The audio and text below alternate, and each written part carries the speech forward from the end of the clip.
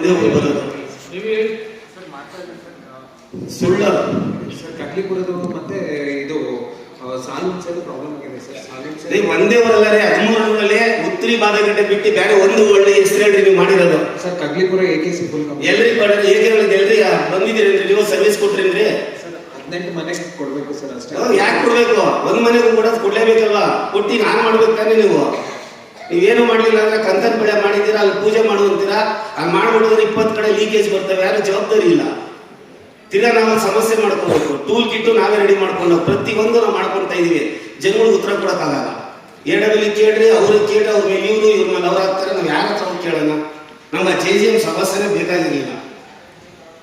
ನಾವು ಎಷ್ಟು ಕಂಪ್ಲೇಂಟ್ ಮಾಡಿದ್ರು ಬರೀ ಬರ್ತಾ ಇದೀವಿ ಸರ್, ನೋಡ್ತೀವಿ ಸರ್, ಮಾಡ್ತೀವಿ ಅಂತಾರೆ, ಮಾಡಲ್ಲ. ಆಮೇಲೆ ಈ ನೀರಿನ ಸಮಸ್ಯೆಯಲ್ಲಿ CS ಸಾಹೇಬ್ರು ಒಂದು ಹೆಲ್ಪ್ ಮಾಡ್ಬೋದು. ಎಲ್ಲಿ ಎಲ್ಲಾ ಕಡೆ ನಾವು ಈ ಬೋರ್ಗಳು ಕೊರ್ಸ್ಕೊಂಡ್ರು ದುಡ್ಡು ವೇಸ್ಟ್ ಆಗ್ತಿದೆ ನಮಗೆ. ತಿರ್ಗಾ ನೀರು ಸಿಗೋದು ಗ್ಯಾರಂಟಿ ಇರಲ್ಲ.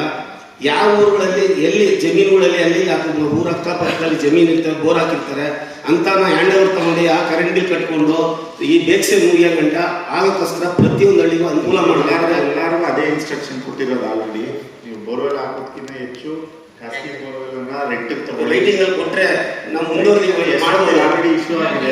ಯಾರು PDO ಹೇಳಿ